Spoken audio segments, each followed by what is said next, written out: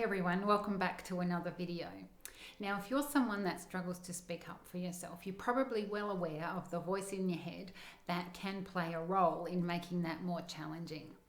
You know, the one that has you hesitate by saying, I'll just wait, I don't think I've quite got my words right yet. Or has you hold back and say, I'll just wait till they go, they've got a question, I'll just hold back a little bit. Or even has you hide because you remain silent, afraid that what you've got to say might mean that you'll be criticised, or your idea might be rejected, or the person that you're speaking to may not like what it is that you've got to say. So if that sounds like you, in this video I'm going to be sharing how you can purposefully appoint your internal advisory board so that you can start to speak up with more confidence by managing those faulty messages that might be otherwise holding you back. Now, I remember one day being in a course, and it was a course that I really wanted to do and really wanted to participate in, and paradoxically it was a course teaching me how to speak and present and so on. And we had an opportunity on the last day to step out and to try speaking in front of the person that was running the program. And it was all a volunteer thing, so you had to put your hand up and say, yes, I'd like to do that. And there was a limited amount of time. So I went into the room. I was quite afraid of speaking in front of this particular presenter, and there was a couple of people that would give you feedback. And so I held back, putting my hand up, thinking, am I ready? Maybe I'm not ready. Maybe I'm not good enough yet. Or maybe my presentation's not polished enough. And by the time I actually got the courage to put my hand up, of course, there were like 10 people in front of me. And we ran out of time, so I didn't get the opportunity to actually stand up, present, get feedback, and be able to therefore take that on as a way to improve. And so this is what happens when the voice in our head takes over and we hesitate and we hold back. And then eventually when we do find the courage, it may be too late. We may be missing opportunities that can help us really progress in life and help us to really lead ourselves towards a better future and towards being the best person that we can be. So to live life with no regrets, it's really important that when it comes to speaking up, we understand that the first conversation we need to have is with ourselves. And that's because what we're saying on the outside is a direct reflection of what we're saying to ourselves on the inside. So that's what I'm going to talk about now, is how can we purposefully appoint our internal advisory board. Now, I call it an advisory board because it is a board of advisors. There's kind of more than one voice. In fact, I see it as I see us as having around 8 kind of key voices that can speak to us from the inside and influence how we are being and how confident, how powerful we feel about speaking up for ourselves. Now, all of those voices, I like to see them as being advisors on our board. Now, some of those voices have been there for a long time, and they may not have been purposefully appointed by you. They may have got there just by chance, just from being voices that you've picked up in the environment around you. They could be voices that are representative of people that influenced you growing up. They may be voices, for example, of an old teacher who has certain rules around what you should and shouldn't do or say. They might be rules from a parent figure. They might be rules from a coach who was influential in your life. Or they might be voices that have arisen from messages that you've come up with yourself based on experiences that you've had. Now, those voices and advisors may have been sitting on your board for many, many years, and just, as I say, got there by chance, and they've been sitting there, and maybe it's time that you resigned them. Maybe it's time that they took a step back to make way for some new, fresh, more useful voices that can help to support you on your speaking up journey. So on the board behind me, I've got a bit of a diagram, and I'll explain what it is.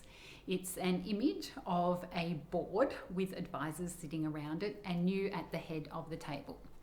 So this is you here sitting on a red chair, and you're the chairperson at the head of the table. You're on a red chair because red's my favorite color, and red is a color of power. So we want to be holding on to our power and purposefully appointing our board so that we get the best out of ourselves possible, and we're more likely to speak up in the moment so that we grab opportunities as they arise. Now, sitting around the board, so this is the board table here, this square here, we have a number of chairs. So we have some black chairs and we have some orange chairs up the top. Now, the black chairs are the chairs of the critics. So they're down there. Now, of course, the critical voices you may be very well familiar with. So they're the ones I mentioned at the start. They're the voices that say, not sure if you're ready yet to say that. Not sure if what you're going to say is good enough, smart enough. Maybe you're going to get rejected or criticized. They're the critics that drag us down. And so I've got the word over here, undermine. So the critics are the underminers and they pull us down. Now on the top, we've got the opposite to that, which is the companion voices. So they're in orange because orange is a nice nurturing color. So the companions sit up here. And the companion voices are the voices that give us the courage to speak up in the moment, that tell us that we're okay the way that we are, that we're already enough, and that our voice counts. They're the ones that connect us to our authentic voice within and have us speak our truth when we need to. So those companion voices, they're the elevators. So over here I've got the word elevate.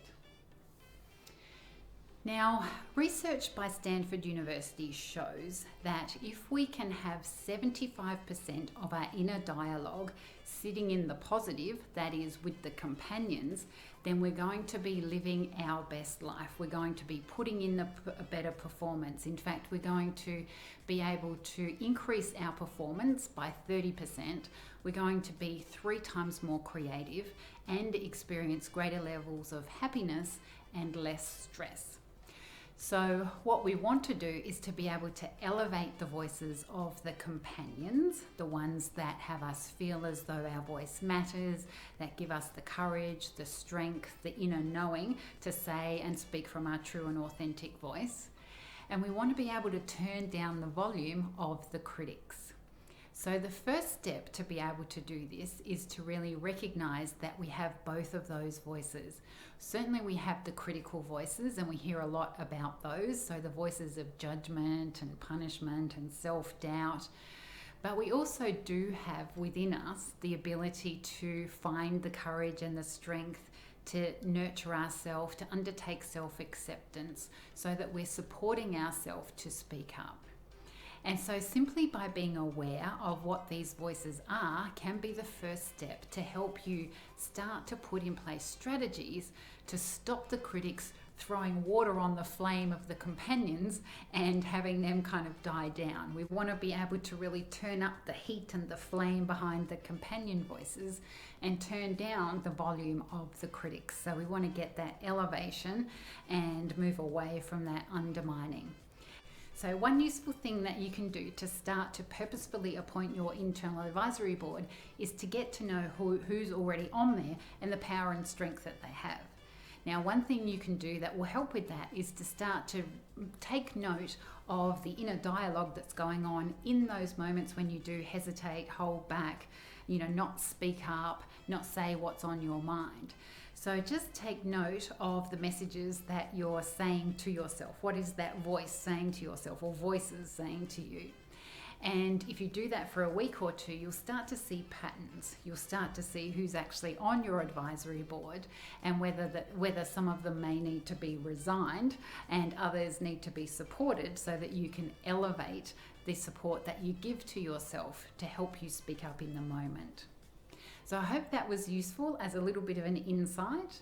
And as Marie Forleo says, who's the author of Everything is Figureoutable, the most powerful words in the universe are the words you say to yourself.